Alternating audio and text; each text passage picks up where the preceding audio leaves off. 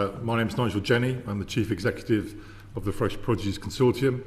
That represents the interests of around about 650 businesses that are involved in the growing, production, packing, distribution of fresh fruit, vegetables, cut flowers and plants, both grown in the UK and grown internationally for UK consumption.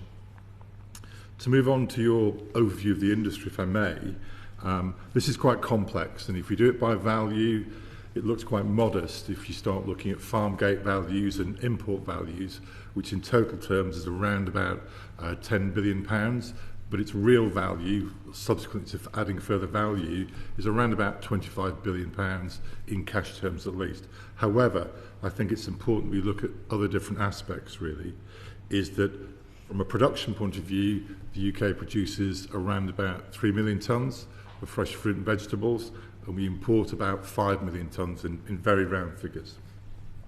And in terms of the dynamics of that supply chain, approximately a third is grown in the UK, a third in Europe, and a third in the rest of the world, to give you that, where does my food come from? And from those other countries, that represents about 100 countries worldwide. On that basis, if you add all that up, and people often ask about, well, where is the UK? What is the UK level of self-sufficiency? It's certainly very different for fruit versus vegetables, but if we put the whole lot together, we are, in broad terms, 36% of our fresh produce comes from UK growers. The rest comes from other parts of the world, as I've already explained. From a cut flower point of view, specifically, 80% of our cut flowers arrive from somewhere else in the world. Quite often, though, they arrive in the UK via Holland. I know you've all visited Holland recently, but we can talk about that a bit later. So it's a substantial business opportunity, substantial challenges, but we'll move on perhaps. Thank you. Sandy. Okay, so we're from a different sector. I'm Sandy Shepherd from a company called Ball Colgrave. We're on the plant side of the business, in the ornamental plant side of the business. And we, at the heart of our company, is plant breeding. So we're actually the creator of all these lovely flowers.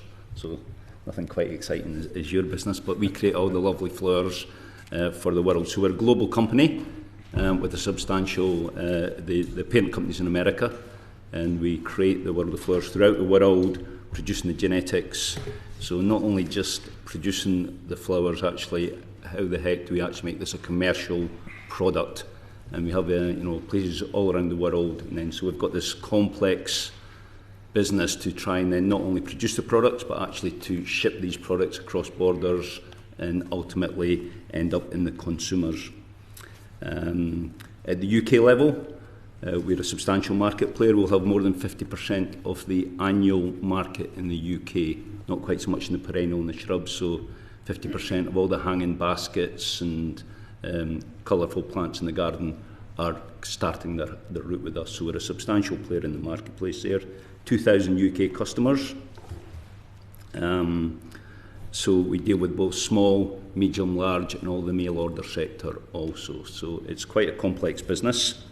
So to service that, we have high-tech production facilities in the UK, up at Stratford-upon-Avon and also in Spalding in Lincolnshire. And we also have full control, 100% owned business in Portugal that comes under our control as well. So that's how we service the markets bringing there. We produce about 50% of the goods ourselves, and 50% come in from specialist producers in mainly Holland, but also France, Germany, Belgium, Denmark, etc. Okay, so that's kind of the setup that we have there. I think the important thing for us is really, we're dealing in a very seasonal, weather-related business, very, very seasonal, and it's a very perishable product because we'll be just supplying a young plant, so a little plug plant that's maybe got 1 centimetre diameter, maybe up to about 4 centimetre diameter. If you're shipping these products across borders, if there's any time delay in getting these products to market, it's absolutely brutal on us. Yeah. So that's been the biggest change for us there. So that's our real expert. So we're as much a logistics company as we are a plant company to get these products through this sector. So you can imagine what we've been going through the last couple of years with some of the changes here, guys. I think I don't want to feel sorry for myself, but it's certainly been very, very challenging. So that's really where we are on that one there. So we're all really about speed. It's fast moving, it's quality, it's biosecurity. All these things combined together. But we've been doing this since day one of the annual business. We know this business. We created much of this business. We're the experts in this business, and you know, we're really delighted to be able to come here and talk to you on this here and see some of the challenges there. But the business is sophisticated, it's high tech, it's innovative, and we bring these products to market from their source. And yeah, it's been very, very challenging, and I think we can help ourselves a lot if we just engage and listen a little bit more. That's us. Thank you. Thank you. So I'm Jennifer Feasy, Director of Public Affairs at the Horticultural Trade Association, or HTA. And we have 1,500 members spread across the 4 nations of the United Kingdom, and they roughly fall into 4 categories. So we have the growers, the retailers, the landscapers, and then the manufacturers and suppliers within that space as well. I think on the question of the value of trade, well, the value of trade, I think, really should be, we should first mention that within the sector, we have been globally trading for decades, if not longer, for many businesses. So we are intrinsically international in terms of our trading relationships. In 2022, the value of imported plant products was around 753 million, and the overall sector was valued around 1.5 billion. Exports have been significantly impacted via Brexit, so we're in the sort of few tens of millions, and I'm sure we'll explore some of those issues about why that is the case later. In terms of value of trade, with Northern Ireland in particular, we clearly didn't capture that as a sort of value because we were all one nation in a trading sense prior to leaving the EU. We know that has been an area where trade has been significantly reduced, if not decimated, for many businesses. And so certainly for us, we hope that that could be built back, and we might be talking about a greater value of trade in that area should we be able to build on the Windsor framework. But value of trade shouldn't just be looked at in terms of sort of pounds and pence of the value of products moving across borders, but also those international relationships that are had with businesses like Wall Colgrave, who have an operation in Portugal, as already mentioned. But we also see a great sharing of ideas, exchanges of insights, of intelligence, developments, innovation within the industry as well. So those relationships really are absolutely crucial to how we do our business. Lord Carter. Thank you, Chairman. Good morning. I suppose given the importance of this being an international trade and how things move across borders, keen to hear about your views on the target operating model, and is it going to work? Will it work on time? And perhaps we start, Nigel, you'd like to comment, and then Sandy. Thank you very much for the question. Thank you for the opportunity. Will it work? The government is in its second proposal in terms of the TOM now. I think it's a targeted operating model. Well, they've missed the first target because the target was to actually respond to the industry of what it had to do by the end of last month. It hasn't materialised and won't materialise for weeks, I would assume, but that puts huge pressure on the industry in terms of being able to prepare for the hard delivery dates that the government is currently suggesting, but may I come back to that in more detail later. I think, as my colleagues, and I think hopefully I've already suggested, is that we are operating in a sector which is looking to deliver internationally highly perishable, highly sensitive products as quickly and efficiently as possible. So frankly, from my industry's point of view, we believe the current proposed strategy will fundamentally compromise our industry's least cost, highly efficient supply chain from Europe, without a doubt. And that will have considerable impacts, and we can talk about those possibly in a few minutes. And at the same time, and I'm careful about the language I'm about to use now, is that from Europe, we use something called groupage, and I'll explain that in a few minutes, and that is about 65% of every vehicle arriving from Europe for our sector has got many different items from many different customers, from many different suppliers. So just assuming you can simply stop one vehicle and it's a minor intrusion, it will affect many businesses on a very regular basis. And at the same time, as we are highly efficient, we often deliver directly to our UK customers. We don't let's say we don't manufacture widgets, we don't keep them in a UK warehouse for 6 months hoping someone's going to buy them. They're literally harvested, packed and delivered within hours, not days. The TOM provides some huge challenges for our sector in terms of compromising that just-in-time least cost to maintain both the quality of the products but also the cost of the products. We are extremely concerned that the current proposed government border operating, or the government BCPs as they call them, border control points, are frankly highly inefficient. I'm being told at the moment that I've been chosen for an inspection as a vehicle today. It's probably an hour or so before my consignment is if you like, presented on the loading bay for inspection. Then it's up to 4 hours before an official makes a decision.